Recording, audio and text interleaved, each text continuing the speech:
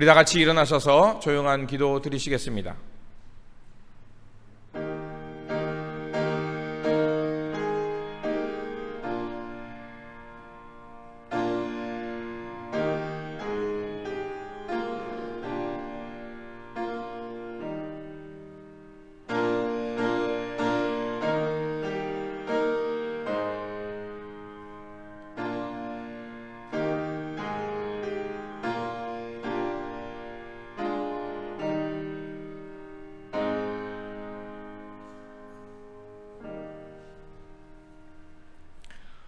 목마른 자들아 물로 나오라. 나를 청종하라. 그리하면 너희가 좋은 것을 먹으며 너희 마음이 기름진 것으로 즐거움을 얻으리라. 전능하신 하나님, 예수 그리스도를 우리 가운데 보내주셔서 하나님 앞에 이르는 생명과 하나님 나라를 살아갈 수 있게 하시니 감사를 드립니다. 하늘의 생명 얻었사오니 이제는 순결한 마음과 굳건한 믿음으로 하나님께 바른 기도를 드리며 성령 안에서 참 마음으로 하나님께 예배하며 하나님께 바르게 순종하며 살아가게 하여 주시옵소서. 우리 구주 예수 그리스도의 이름으로 기원하옵나이다. 아멘. 찬송가 35장, 예찬송가 50장입니다.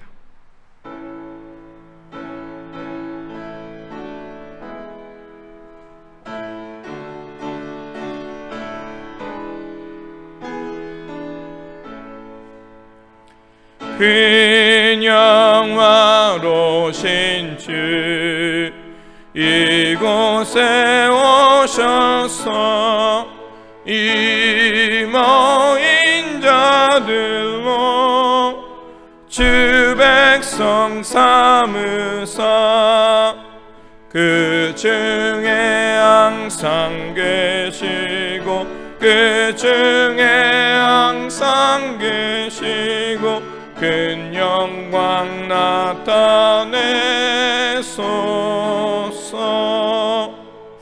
이 백성 기도와 또 예물 드림이 양내와 같으니 꼭 받으옵소서. 주 예수 크신 복음을 주 예수 크신 복음을 만 백성 듣게 하소서. 또 우리 자손들 다 주를 기리고 저 성전 돌같이 기나게 하소서. 주 원하신 능력을 주 원하신 능력을 늘 끝날까지 주소서.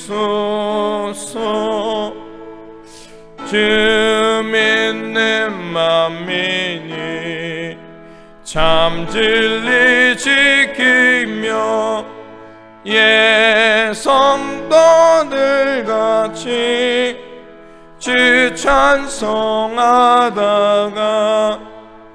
저 천국 보좌 앞에서 저 천국 보좌 앞에서 늘 찬송하게 하소서. 아멘.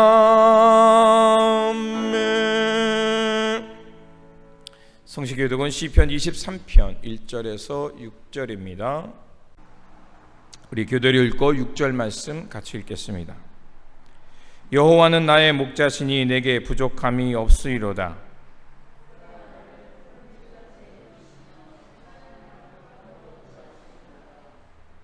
내 영혼을 소생시키시고 자기 이름을 위하여 의의 길로 인도하시는도다.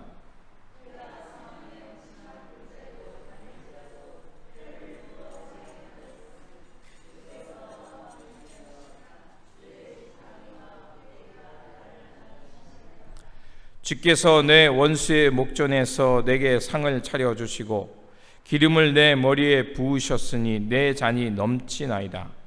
내 평생의 선하심과 인자하심이 반드시 나를 따르니 내가 여호와의 집에 영원히 살리로다. 아멘. 우리 다 같이 사도신경으로 우리의 신앙을 고백하도록 하겠습니다. 나는 전능하신 아버지 하나님, 천지의 창조주를 믿습니다. 나는 그의 유일하신 아들 우리 주 예수 그리스도를 믿습니다. 그는 성령으로 잉태되어 동정녀 마리아에게서 나시고 본디오 빌라도에게 고난을 받아 십자가에 못 박혀 죽으시고 장사된 지 사흘 만에 죽은 자 가운데서 다시 살아났으며 하늘에 오르시어 전능하신 아버지 하나님 우편에 앉아 계시다가 거기로부터 살아있는 자와 죽은 자를 심판하러 오십니다. 나는 성령을 믿으며 거룩한 공교회와 성도의 교제와 죄를 용서받는 것과 몸의 부활과 영생을 믿습니다. 아멘. 다 자리에 앉으시겠습니다. 공동 기도문으로 함께 기도하도록 하겠습니다. 공동 기도문은 주보에 나와 있고 이 앞에 스크린에 나와 있습니다. 함께 기도하겠습니다. 자비하신 하나님, 새 희망을 주시는 주님의 이름을 소리 높여 찬양합니다. 극심한 무더위, 코로나 변이, 바이러스의 위협 어느 하나 녹록치 않은 현실이지만 어두운 골짜기 넘어 주님께서 예비하신 환한 새날이 있음을 보게 해 주시옵소서. 우리가 이 어려움을 극복하기 위해서는 오직 하나님만을 바라보는 것밖에 없음을 고백합니다. 코로나가 지속되고 폭염과 산불로 많은 어려움이 지속되고 있지만 성령으로 도우셔서 불안과 걱정으로 넘어지지 않게 붙잡아 주시옵소서.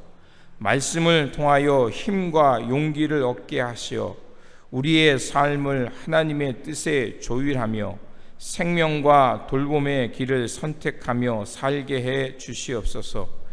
예배를 통하여 우리를 소생시키시는 하나님의 능력을 입게 해 주옵소서. 우리 구주 예수 그리스도의 이름으로 기도드립니다. 아멘. 위로의 말씀을 드리겠습니다. 위로의 말씀은 시편 84편 5절에서 6절입니다. 주께 힘을 얻고 그 마음에 시온의 대로가 있는 자는 복이 있나이다. 그들이 눈물 골짜기로 지나갈 때 그곳에 많은 샘이 있을 것이며 이른 비가 복을 채워 주나이다. 아멘. 찬송가 370장, 옛찬송가 455장입니다.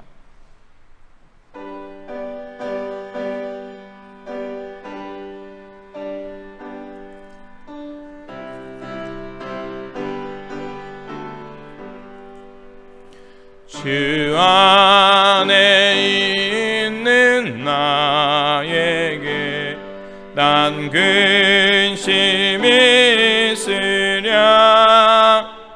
십자가 밑에 나아가 내 짐을 풀었네. 주님을 찬송하면서 할렐루야 할렐루야. 내 앞길 멀고 험해도 나 주님만 따라가리. 그 두려움이 변하여 내 기도 되었고 전날의 안심 변하여 내 노래 되었네. 주님을 찬송하면서 할렐루야 할렐루야. 내 앞길 멀고 험해도 나 주님만 따라가리. 내 주는 자비하셔서 늘 함께 계시고 내 궁핍 밤을 하시고 늘 채워주시네. 주님을 찬송하면서 할렐루야 할렐루야.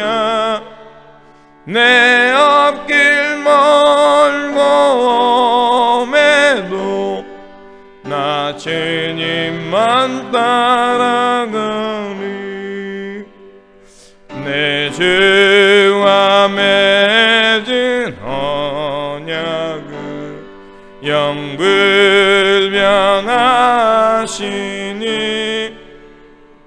그 나라 가기까지는 늘 보호하시네. 주님을 찬송하면서 할렐루야 할렐루야. 내 앞길 멀고 험해도 나 주님만 따라가리. 우리 다 같이 일어나서 찬송가 1장 부르시면서 우리 하나님 앞에 드린 예물 봉헌하겠습니다. 저 앞에 헌금 바구니 좀 갖다 주시기를 부탁을 드립니다. 만복에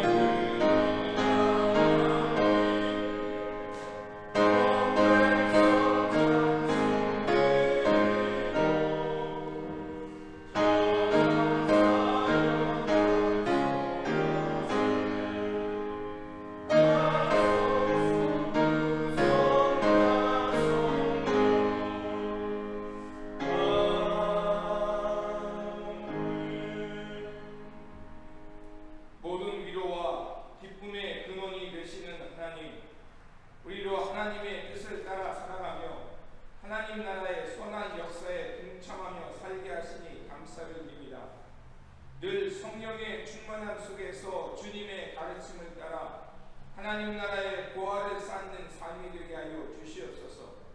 오늘도 내려주신 은혜 감사하여 예물 드리오니 기쁘게 받아주시고 성별하사 천국 복음을 전하는 일에 사용하여 주시옵소서. 그래서 이 물질이 쓰여지는 곳에 하나님 나라의 돌봄과 평화가 피어나게 하여 주시옵소서.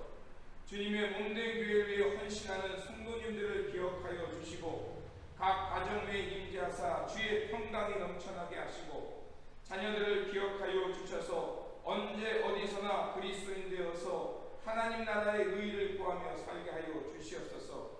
오늘도 우리와 함께하여 주시는 우리 구주 예수 그리스도의 이름으로 기도드립니다. 아멘.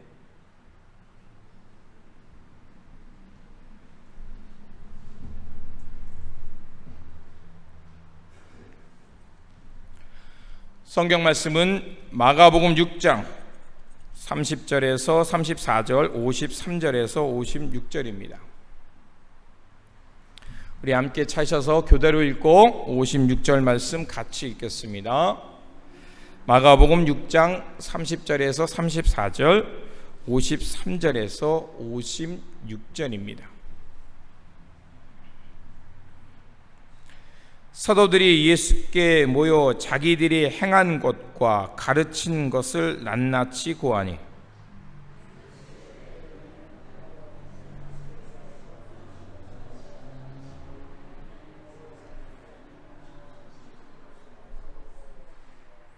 이에 배를 타고 따로 한적한 곳에 갈새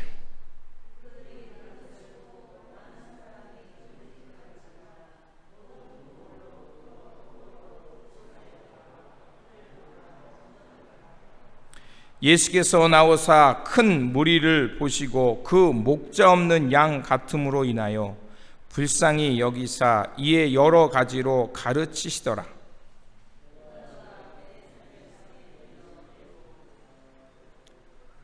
배에서 내리니 사람들이 곧 예수신 줄 알고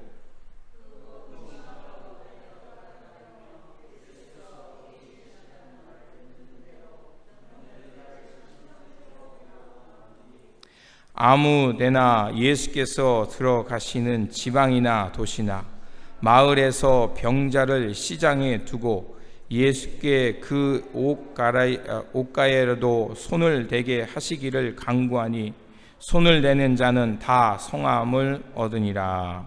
아멘. 교회 소식을 전하도록 하겠습니다. 이제 정상적으로 대면 예배가 1부 8시, 2부 오후 1시에 본당에서 예배 드려집니다. 우리 오시면서 좀 낯설었지만 그래도 오시면서 여러 가지 절차들을 잘 하셨죠? 그것들을 잘 따라서 진행해 주시기를 부탁을 드리고요. 불편하시겠지만 예배 시간에 내내 마스크를 꼭 착용하시기를 부탁을 드립니다. 마스크 착용은 꼭 하셔야 됩니다. 그리고 마스크가 없으신 분은 들어온 입구에 마스크가 예비되어 있습니다. 그 마스크를 꼭 착용하시기를 부탁을 드리고요. 그리고 지금처럼 테이프가 있는 곳은 떨어지는 곳입니다. 그래서 테이프가 없는 곳, 지금처럼 그 자리에 이렇게 앉으시면 됩니다. 그리고 우리 영로 권사님 가정이 아마 7월 22일경 되겠죠. 플로리다로 이사 가신다고 합니다. 여러분 또 아쉽게 되었지만 또 가셔서도 건강하게 신앙생활 잘 하실 수 있도록 기도해 주시기를 부탁을 드립니다. 그리고 2부 예배 후에 우리 영로 권사님 송별회가 있습니다. 크래커 앤 베럴이라는 발음이 맞는지 모르겠지만 하여튼 그곳에서 우리 예배 후에 송별회가 있습니다. 주소는 여기 주보에 나와 있으니까 잘 참고하시고요. 정확한 위치는 잘 모르겠지만 브래들리하고 베터라비하고 만나는 코너에 있는 것으로 알고 있습니다. 그리고 우리 조병모 권사님, 조현옥 권사님 따님 되시는 조연지 자매가 7월 31일에 결혼식을 합니다. 그리고 우리 계속해서 여러분에게 중보 기도를 부탁드립니다. 우리 게리 권사님 이렇게 건강한 모습으로 오셨는데 우리 게리 권사님 계속해서 건강해질 수 있도록 기도해 주시고요. 우리 잔 송도님, 영로 권사님 남편 되시는 분입니다. 그리고 민우식 권사님, 여러분 이렇게 교우분들의 회복 그리고 건강을 찾아서 우리 함께 예배할 수 있도록 기도해 주시기를 부탁을 드립니다. 그리고 또 미얀마, 여러분 우리 관심 속에서 많이 멀어진 듯한 느낌이 있습니다. 미얀마 그곳에 민주주의와 평화가 속히 올 수 있도록 꼭 기도해 주시기를 부탁을 드립니다. 다른 빠진 광고 있으십니까? 혹시 제가 여러분 마스크를 써가지고 제가 누군지 잘 모르겠는데 우리 이영자 권사님 옆에 분에 잘 처음 뵙는 분 같은 느낌이 들거든요. 예, 환영합니다. 잘 오셨습니다. 예, 여기 박수해 주시기 바랍니다. 그리고 맞네요. 제가 적어놓고도 깜빡했네요. 수잔지 수사님이 세크라멘토로 이사 가셨다가 다시 산타마리아로 이사 오셨습니다. 지금 너무 바빠서 못 오셨고요. 오늘은 못 나오셨습니다. 다음 주부터 아마 우리와 함께 예배 드릴 수 있을 것 같습니다. 그래서 또 이것도 좋은 일인 것 같아요. 그리고 이제 우리가 Showers of Blessing Ministry가 더 이상 여기서 저희 교회가 지하실이기 때문에 진행을 못합니다. 그래서 그 옆에 크로스에 있는 그 살베이션 아미에서 야외에서 그 샤워 미니스트리를 한다고 해서 우리가 이제 그곳에 서포트하기로 했습니다. 그렇기 때문에 이제 우리 밑에 있는 그 창고를 비워야 됩니다.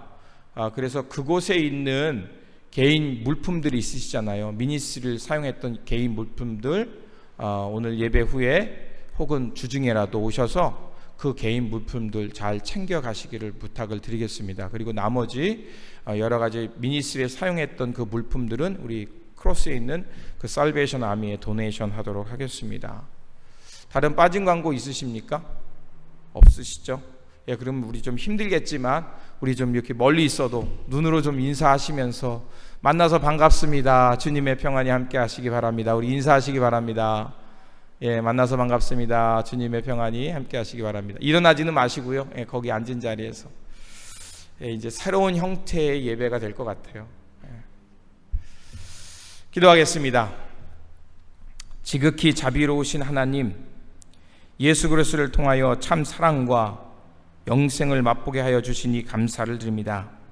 이 시간 주님의 말씀으로 나가오니 우리에게 선포되는 말씀을 통하여서 영의 양식을 내려주시고, 그래서 우리 모두가 성령의 능력 안에서 옛사람의 길에서 벗어나 하나님 나라의 길, 의의 길을 걸으며 하나님께 영광 돌리게 하여 주시옵소서. 우리 구주 예수 그리스도의 이름으로 기도드립니다. 아멘. 오늘 본문 말씀 우리가 읽었는데요, 오늘 본문 말씀을 보면 그 오병이어의 사건이 빠져있는 상태에서 앞뒤 본문을 우리가 읽었습니다. 이렇게 본문을 읽었다는 것은 지금 오병이어 사건 앞뒤에 놓여있는 상황을 지금 이 마가의 말씀을 통해서 우리에게 보라는 이 의도가 있는 것입니다. 앞뒤 상황에는 어떤 일이 있었냐면 바로 예수님의 명령을 따라서 여러 마을로 파송 갔던 예수님의 제자들이 돌아옵니다.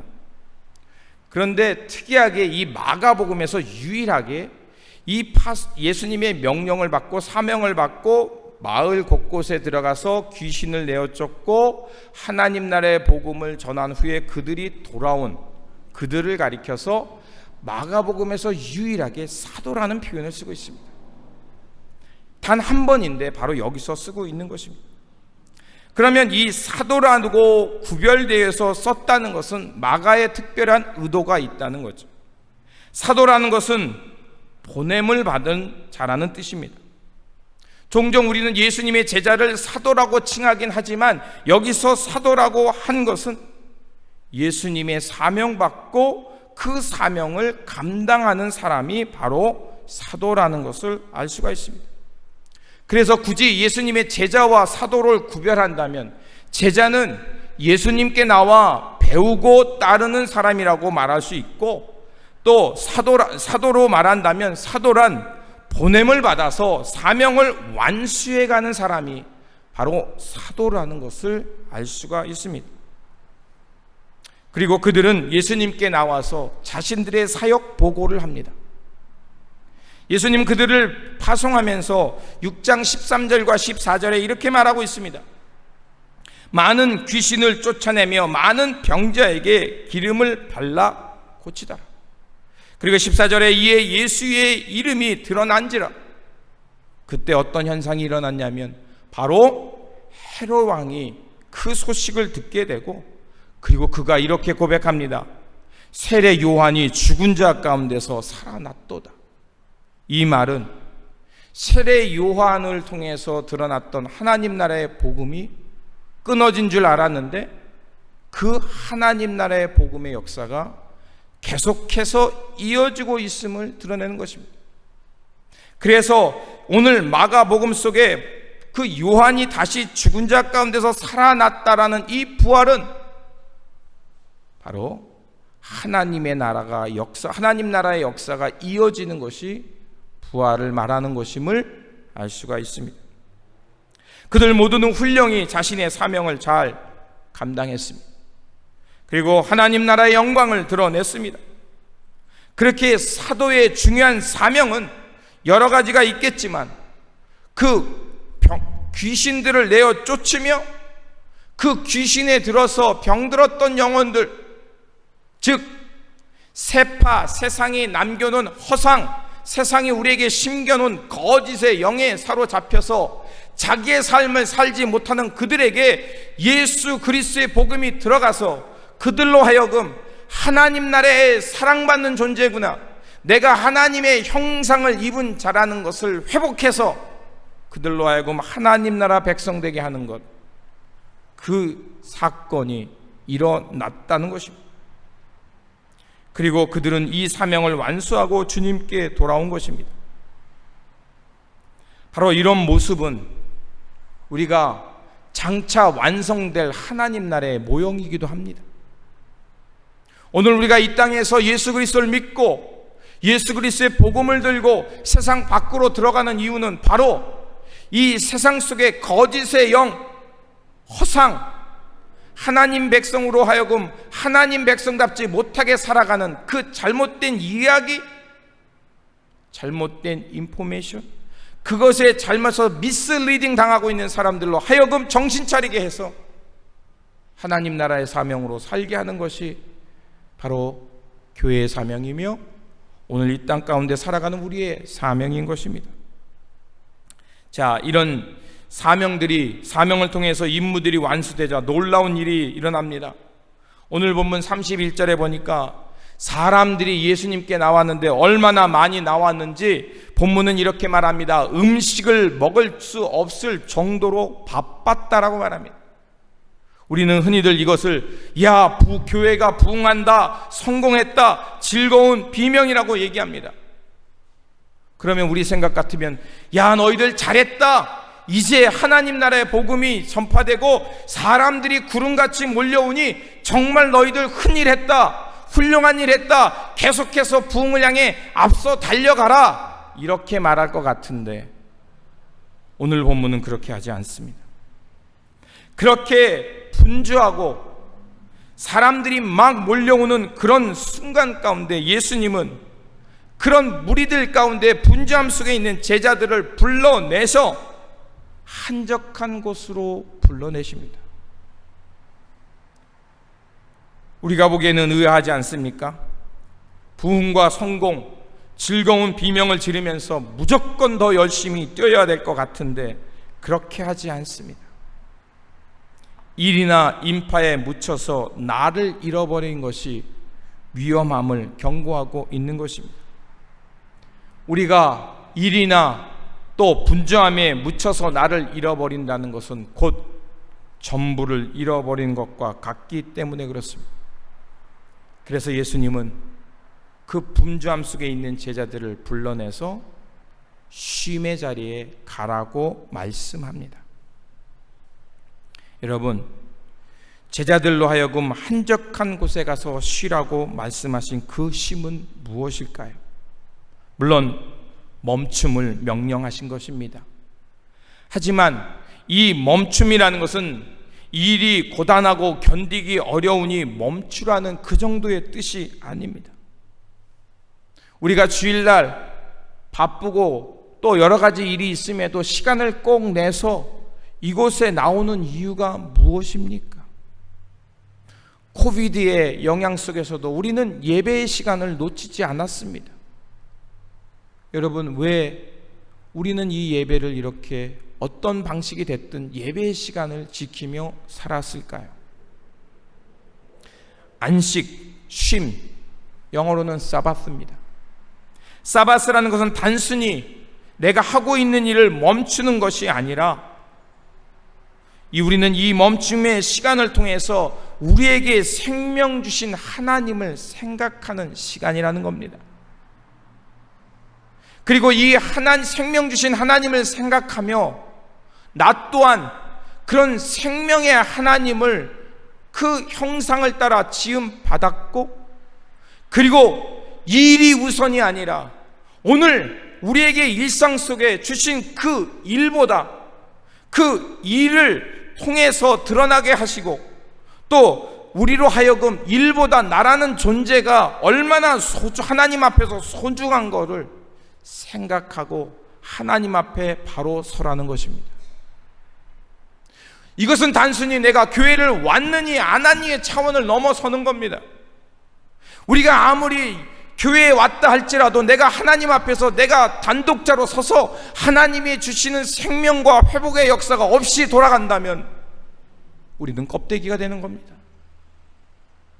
그렇게 하나님 앞에서 멈추라는 것은 바로 내가 얼마나 소중한 인간인 것을 하나님 앞에서 회복하고, 그리고 내가 하나님의 생명으로 창조되었고 하나님의 생명의 호흡과 현 이미지가 내 안에 있음을 회복하라는 것이었습니다. 그렇기에 우리의 신앙이 건강한가 건강하지 않은가는 바로 하나님의 이 앞에서 내가 생명이 회복되고, 그래서 하나님과의 관계가 회복되어서 이 세상 속에 하나님 나라의 사람으로 살아가고 있는가를 통해서 가늠된 것입니다. 이것이 원활하게 잘 된다면 여러분들은 건강한 신앙이 있는 것입니다. 큰 교회, 큰 일, 큰 사명, 그런 거 물론 중요하겠죠. 그러나 그것은 2차적인 것입니다. 여러분이 어디가 어떠든지 살아가는 삶의 속에서 하나님을 향해 예배하며 하나님의 그 생명과 호흡을 회복해서 우리 일상 속에서 하나님의 삶을 살아낸다면 그것이 천국이요, 그것이 하나님 나라 백성다운 건강한 모습인 것입니다. 그래서 예수님께서 그 산더미 같이 몰려오는 무리 군중을 뒤로하고 제자들과 함께 배를 타고 한적한 곳으로 가셨던 이유가 거기 있습니다. 여기에 한적한 곳이라는 원어로 보면 에레모스입니다. 이것을 그대로 뜻풀이한다면 사람이 거주하지 않는 곳을 말합니다. 한적한 곳, 사람이 살지 않는 곳, 바로 광야죠. 예수님께서 세례를 받으시고 성령이 충만하신 다음에 바로 사역에 들어간 것이 아니라 어디로 가셨죠? 광야로 가셨습니다. 왜 광야로 가셨을까요?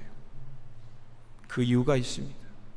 바로 앞에서 말씀드린 대로 나라는 존재, 그 존재의 회복, 하나님 앞에 선 나는 과연 나는 어떤 being인가?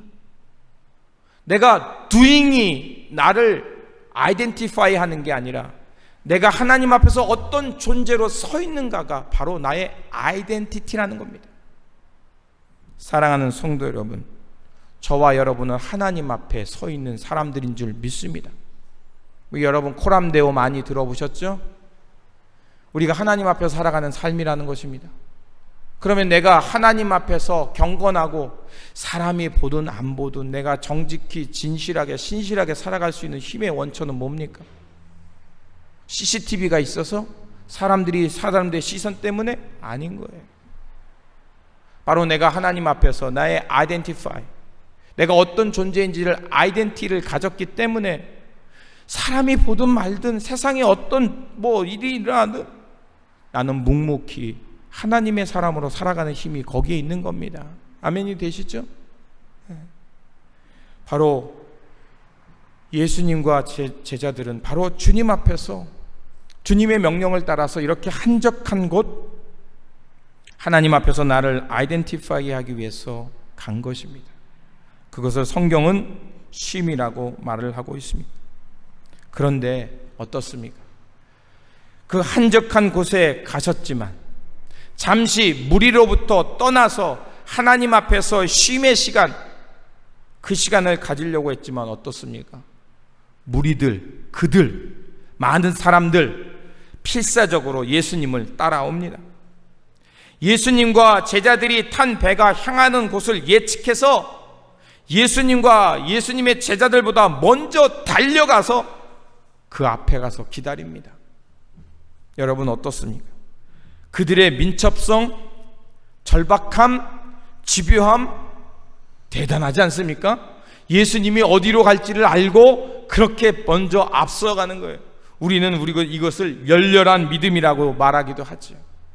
그런데 여러분 여기서 조심해야 합니다. 예수님은 그렇게 민첩하게, 집요하게, 절박하게 예수님을 따라온 사람들을 제자라고 부르지 않았습니다. 무리라고 하셨습니다.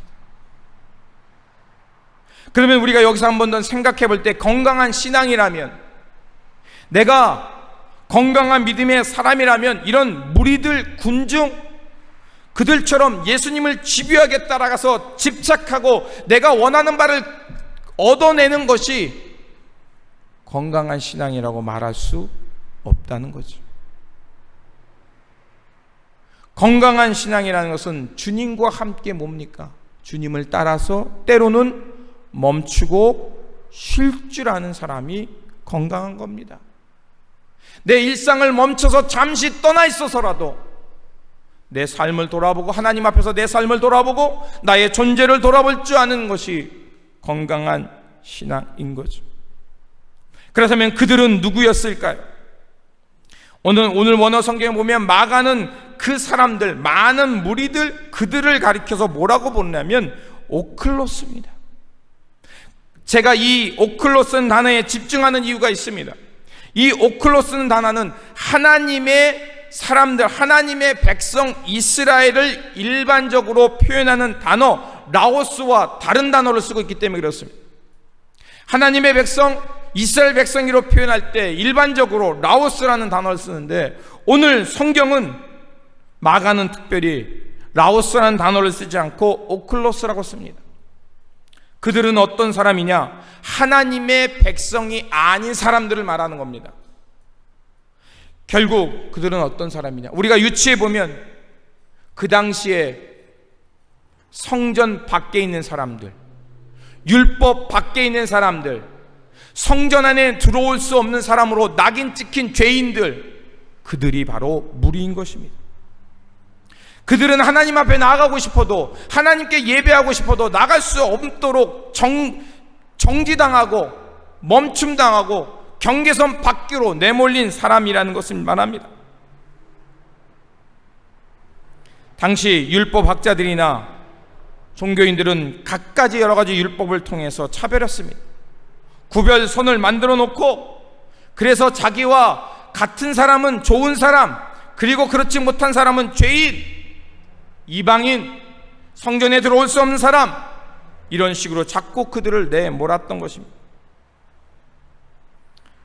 그런 오클로스, 아웃사이더, 경계선 밖에 있는 그들이 예수님께 다름박질하면서 달려왔습니다. 그들은 왜 이렇게 절박하게 달려올 수밖에 없었을까요? 우리가 지난주에 말씀 나눈 것처럼 그나마 세례자 요한이 하나님 나라의 복음을 광야에서 외쳤습니다. 사람들의 귀가 번쩍 열렸습니다. 광야는 어느 누구나 갈 수 있는 곳 아니겠습니까? 제약과 세상의 제도가 없는 열려있는 공간 아닙니까? 그래서 그들은 세례자 요한을 따라서 그 하나님 나라의 복음을 듣기 위해 광야로 갔습니다. 여러분 기억하실 것입니다. 왜 세례자 요한이 왜 광야에서 세례를 베풀고 복음을 선포했을까요? 아시는 분은 압니다. 아시지만 다시 한번 들어보시기 바랍니다. 그곳에 성전이 없어서일까요? 하나님의 말씀을 선포하는 곳이 없어서일까요? 하나님의 성례는 성전에서만 집행되어야 되는데 왜 세례자 요한은 세례를 광야에서 베풀었을까요? 다 이유가 있는 거죠. 성전이 헤롯 대왕이 지은 화려한 성전이 있었지만, 화려한 옷을 입은 제사장들이 있었지만, 성경에 대해서 율법에 대해서 열심히 공부했던 바리새파 서기관들이 있었지만, 그들 모두는 하나님의 복음을 제대로 전하지 못했다는 것입니다. 성전이 성전답지 못했고 하나님의 사람들이 하나님의 사람답지 못하니까 어떻게 된 겁니까? 말씀이 광야로 간 것입니다. 그렇게 많은 사람들은 세례자 요한을 쫓아서 광야로 나갔던 것입니다. 그곳에 가면 하나님의 복음이 있고 하나님 나라의 회복이 있고 하나님 나라의 치유가 있었기 때문에 그들은 세례자 요한에게 달려갔습니다. 그런데 지난주 본문 속에서 세례자 요한이 어떻게 됐습니까? 헤롯 왕에게 잘못된 일을 꾸짖었다가 참수당했습니다. 이런 일은 뭘까요? 이 세상을 만들어 온 기존의 사람들, 힘과 권력과 부와 모든 것들 가졌던 사람들은 자신들의 치부를 지적하거나 자신들의 잘못된 일을 지적하는 그들은 가차없이 죽이겠다는 공포정치였습니다. 하나님 나라에 대해서 말하는 사람들, 이 시대의 잘못을 지적하는 사람들을 침묵하게 만드는 것이 바로 세례자 요한의 참수 사건이었습니다. 그랬기에 그들은 그토록 믿고 따랐던 세례자 요한이 더 이상 존재하지 않자 예수님을 집요하게 해서라도 그들은 예수님을 따를 수밖에 없었던 것입니다. 그들은 이토록 절박하게 예수님을 따라 나섰던 것입니다. 그래서 오늘 본문 34절을 함께 보시기 바랍니다. 우리 성경 6장 34절 눈으로 잘 보시기 바랍니다. 제가 읽어드리겠습니다. 자, 주님께 집요하게 다름박질하며 달려오는 사람들을 향해서 예수님이 이렇게 말씀하십니다. 6장 34절입니다. 다 보고 계시죠? 예수께서 나오사 큰 무리를 보시고 그 목자 없는 양 같음을 인하여 불쌍히 여기사 이에 여러 가지로 가르치시더라. 아멘. 여기에 굉장히 중요한 단어들이 많이 나옵니다. 자, 큰 무리를 보시고 예수님이 뭐라고 말씀하시냐면 목자 없는 양 같다라고 표현합니다. 여러분, 한번 우리 상상해 보자고요. 우리에게는 이 목축 산업이 없기 때문에 양에 대해서 잘 알지 못하지만 상상할 수 있잖아요. 광야, 이리와 늑대들이 있고 도둑대들이 있습니다. 자, 그런 곳에 목자가 잘못된 길로 물이 없는 광야로 양떼를 이끌게 되면 양들은 다 죽습니다.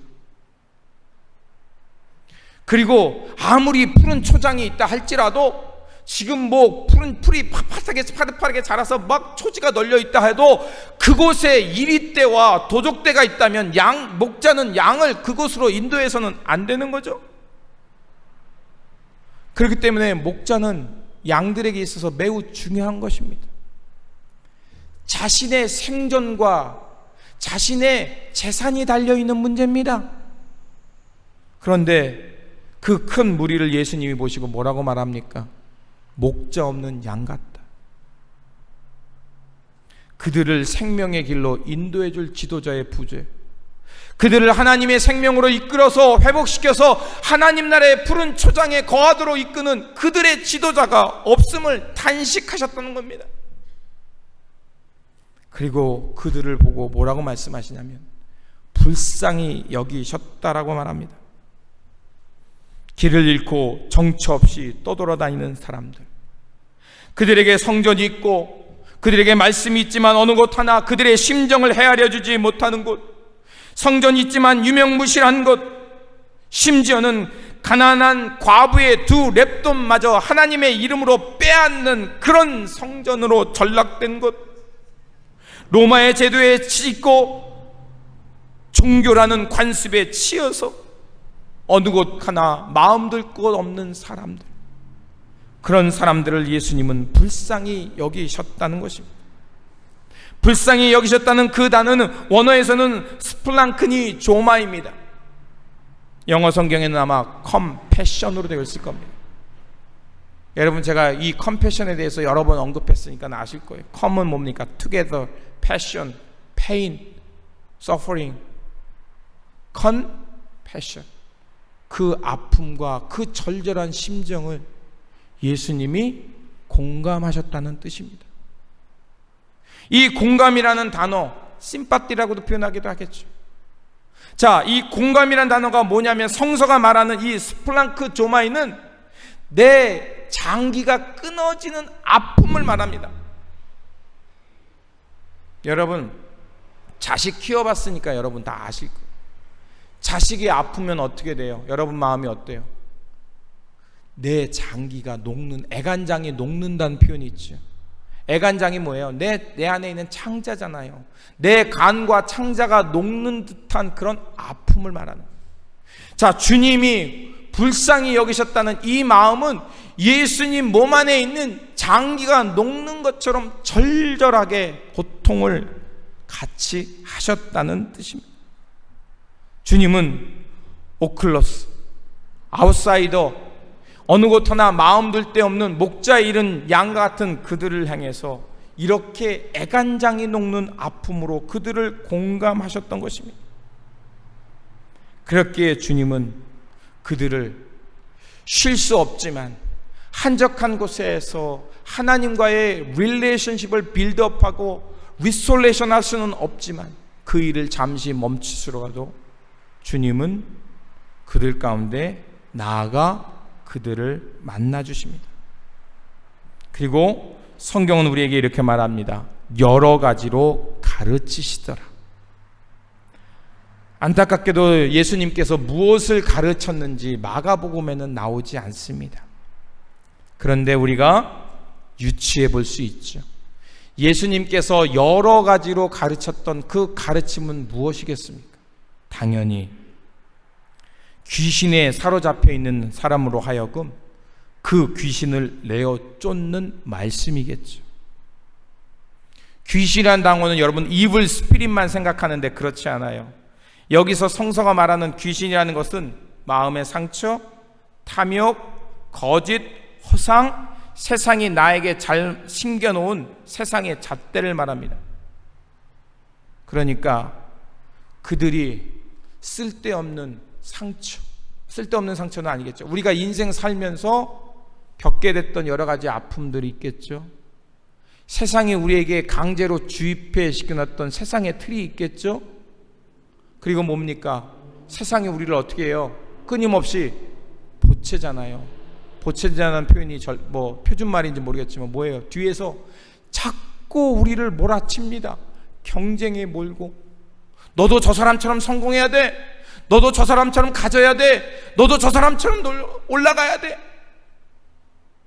여러분, 안타까운 건 우리의 자녀들이 그런 끊임없이 경쟁 속에 내몰리는 걸 보면 안타깝습니다.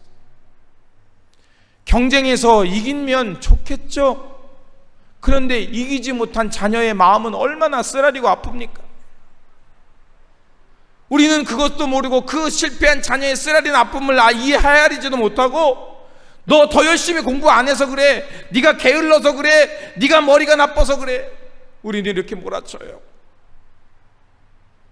여러분, 주님이 큰 무리를 보고 무리들에게 꾸짖더라고요? 아니에요. 애간장 녹는 마음으로 그들의 아픔을 공감하셨습니다. 바라옵기는 여러분, 우리 베델교회 성도님 여러분, 그리고 혹시 온라인으로 이 예배에 참여하시는 여러분, 제발 넘어진 이들에게 여러분 가르치려 하지 마시기를 부탁을 드립니다.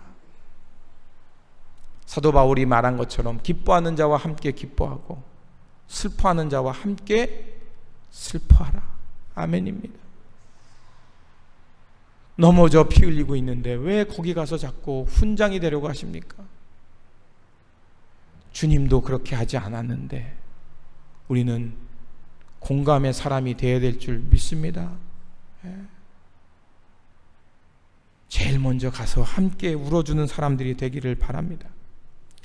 주님은요, 그들 가운데 심겨져 있는 잘못된 잣대, 허상, 탐욕에서 돌아서는 가르침을 주셨습니다.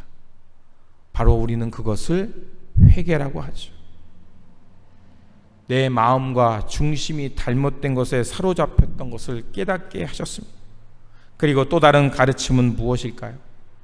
바로 누가 참 목자이며 양의 문이며 생명인지, 영원한 생명수가 누구에게 나오는지를 가르쳐 주셨습니다. 바로 예수 그리스도죠.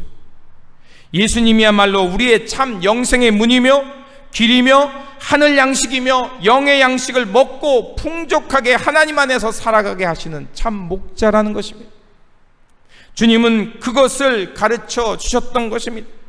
그리고 그 가르침은 그곳에서 끝나지 않고 오늘 본문을 보면 예수님은 어디나 가셨다라고 말합니다. 주님의 하나님 나라의 복음과 그 예수님께서 참 목자 되시는 이 삶은 예수님이 가시는 곳마다 다 그렇게 된다는 것입니다. 예수님이 가시는 골이며 그것이 시장통이 되든 그것이 광야가 되든 그것은 하나님의 생명과 꼴이 있고 생명이 태어나는 하나님의 거룩한 성전이 된다는 것입니다. 주님은 온 지방을 돌아다니셨고 가시는 곳마다 하나님의 성전이 되어주셨고, 그리고 병든 자를 고쳤을 뿐만 아니라 침상을 메고 나오는 자까지도 예수님의 옷자락만 만져도 낫게 할 수 있는 하나님의 성전 되어 주셔서 살았습니다. 여러분, 우리 같이 지난주에 설교를 들으셨으니까 12해 동안 혈요병 걸렸던 여인, 그 여인이 예수님의 옷자락을 뒤에서 몰래 와서 만집니다. 왜 만집니까? 몰래.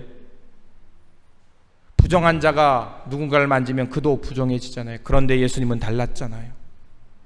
부정해지는 것이 아니라 이 하나님의, 예수님의 거룩함이, 예수님의 순결함이 그 영혼을 치유했습니다. 아멘입니다.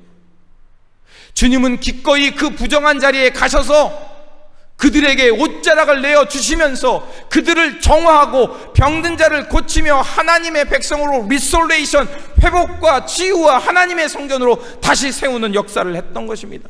아멘입니다. 그렇게 예수님이 우리의 참 목자이며 양의 문이며 영생의 길이 되어 주신 것이었습니다. 여러분, 시간이 많이 갔네요. 시간이 정말 왜 이렇게 빨리 가는지 모르겠어요. 근데 여러분들은 좀 길죠? 저 설교가. 죄송해요. 오늘은 내가 정말 열심히 줄이려고 했는데 안 줄어져요. 죄송합니다. 그래도 마무리하겠습니다. 중간에 좀 뺄게요. 제가. 여러분, 성전하면 무슨 생각이 듭니까? 사무엘하 7장 10절에 보면 다윗이 하나님 앞에, 하나님, 나를 이렇게 왕을 삼아주시고 이 백성의 지도자로 삼았으니 내가 하나님의 집을 짓겠습니다라고 합니다. 근데 하나님이 뭐라고 하세요? 안 된다고 하십니다. 우리는 그래서 다윗이, 하나님 성경에서 표면적으로는 다윗이 피를 많이 묻혀서라고 말합니다. 근데 다윗이 자기가 싸우고 싶어 싸웠습니까? 아니잖아요. 이 이야기는 뭐냐면 사무엘하 7장 10절에 이렇게 말합니다. 내 백성이 이스라엘을 위하여 한 곳을 따로 떼어 그들을 그곳에 심고 각자 자기 집을 갖게 하여 더 이상 떠돌지 않게 하실 것이다. 이게 무슨 말이냐? 다윗이 지금 하나님의 건물을 짓는 거 이전에 먼저 할 것은 하나님의 자비하심과 하나님의 백성들을 얼마나 돌보시고 그들을 애틋하게 찾고 있는지를 보라는 것입니다. 성전을 짓지 말라는 게 아니에요. 성전을 짓되 주님이 원하시는 그 긍휼과 자비가 있는 성전을 먼저 지으라는 것입니다. 아멘이 될 줄 믿습니다. 여러분, 하나님은 곳곳에 흩어져 있던, 그래서 유린당하고 목자 없는 양같이 떠돌아다니는 그 인생들을 돌아보시면서 그들을 하나님의 품으로, 그들의 상처를 싸매주시고 병든 것을 고쳐주시고 힘 잃은 자를 세워주셔서 먹고 하나님 안에서 생명을 향해 살아갈 수 있도록 회복시키시라는 것이, 그것이 다윗을 향한 하나님의 뜻이었던 것입니다. 그래서 오늘 본문은 오늘 이 땅에 주님의 교회 성전이 어떻게 되어져야 하는가를 우리에게 가르쳐주고 있습니다. 주님께서 원하는 성전은 바로 오클로스, 울타리 밖에 있는 사람들을 향해서 그들을 하나님의 생명으로 치유하고 고쳐서 하나님의 백성답게 살아가라 하는 것입니다. 그것이 주님이 원하는 성전입니다. 그래서 우리가 잘 알고 있죠. 교회 하면 여러분 머릿속에 딱 떠오르는 것이에요. 교회의 머리는 누구다? 예수 그리스도. 주님께서 우리의 머리가 되어 주시는 이유가 무엇입니까? 교회 밖에 있는 사람들, 울타리 밖에 있는 사람들, 오늘 이 땅 가운데 억울함 당하고 찢기고 빼앗기고 있는 사람들, 그들의 마음, 그들 가운데 찾아가서 그들의 아픔에 공감하며 그들을 하나님 나라의 복음으로, 예수 그리스도의 복음으로 치유하고 회복시켜서 다시 하나님 백성으로 살아가도록 하는 것이야말로 머리 대신 예수 그리스도를 따라 지어져가는 하나님의 성전인 줄 믿습니다. 사랑하는 성도 여러분, 교회는 피할 곳 없는 사람들, 위로받지 못하는 사람들 찾아가 그들의 위로가 되어주시고 또 그들의 피난처가 되어주는 것이 바로 교회이며 성전입니다. 주님은 언제든지 그 경계를 넘어서 갔습니다. 그렇게 사람들은 예수님을 따랐고 기득권자들은 예수님을 미워했습니다. 주님께서 가시는 곳마다 성전이 되어 주셨습니다. 그러므로 우리 사랑하는 베델교회 성도 여러분, 주님의 진정한 교회가 되어야 될 줄 믿습니다. 예수님께서 보여주신 그 진정한 교회의 모습을 따라 사시기를 부탁을 드립니다. 교회하면 여러분의 머릿속에 떠오르는 말씀들이 있을 겁니다. 그 중에서 핵심은 바로 에베소서 2장 19절에서 22절입니다. 제가 읽어드리겠습니다. 그러므로 이제부터 너희는 외인도 아니요 나그네도 아니요 오직 성도들과 동일한 시민이요 하나님의 권속이라. 너희는 사도들과 선지자들 터 위에 세우심을 입은 자라. 그리스도 예수께서 친히 모퉁이 돌이 되셨느니라.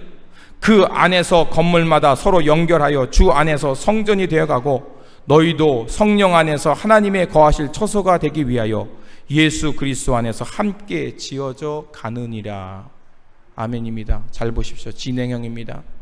한 번 지어졌다는 거 아닙니다. 언제든지 우리가 떨어질 수 있다는 겁니다. 그러면 뭡니까? 지속적으로 주님과 관계 맺으면서 주님의 거룩한 성전으로 지어져 가야 될 줄 믿습니다.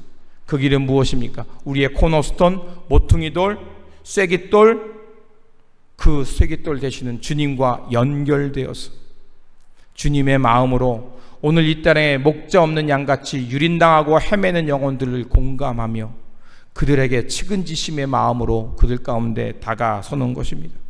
그렇게 다가설 때 우리는 주님의 거룩한 성전, 하나님 나라의 생명이 있는 거룩한 성전으로 지어져 갈 줄 믿습니다.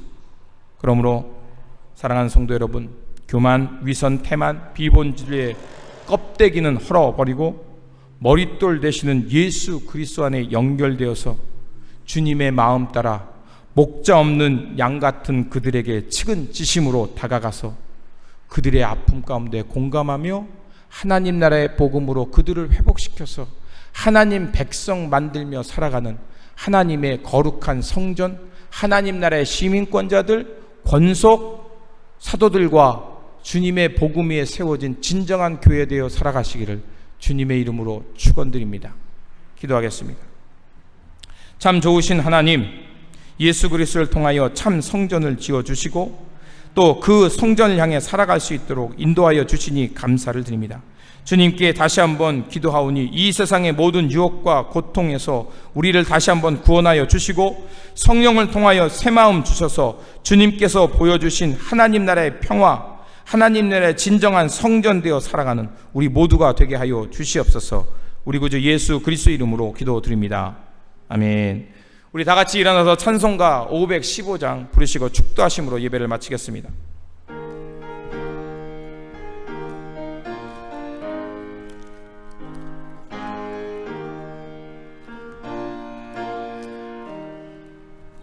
눈을 들어 하늘 보라.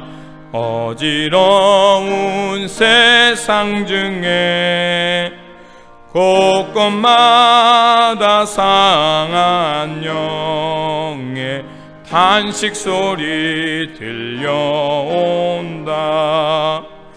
빛을 잃은 많은 사람 길을 잃고 헤매이며 당자처럼 기진하니 믿는 자여 어이할고 눈을 내려 하늘 보라.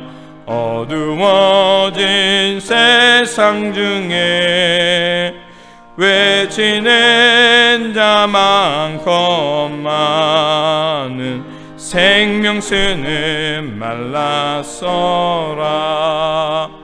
죄를 대속하신 주님 선한 일꾼 찾으시나 대답하리 어디 있나. 믿는 자여 어이할고 눈을 내려 하늘 보라. 살아계신 주 하나님 약한 자를 부르시어 하늘 뜻을 전하셨다. 생명수는 홀로 예수 처음이요 나중이라. 주님 너를 부르신다. 믿는 자여 어이알고 눈을 내려 하늘 보라. 다시 사신 그리스도 만 백성을 사랑하사 오래 참고 기다리네. 인내하신 우리 그 주 그의 심판하시는 날 곧 가까이 임하는데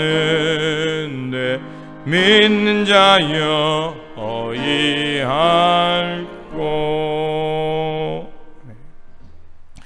이제는 우리 구주 예수 그리스도의 은혜와 독생자 아들을 우리 가운데 보내주신 하나님의 놀라우신 사랑하심과 오늘도 살아 역사하시는 성령님의 교통 감화하심이 오늘 주님의 말씀을 듣고 주님의 마음 따라 측은 지심으로 살아가면서 하나님의 거룩한 성전되어 살아가기를 결단하는 성도님과 교회와 우리 삶 속에 지금부터 영원토록 함께 하시길 간절히 축원하옵나이다.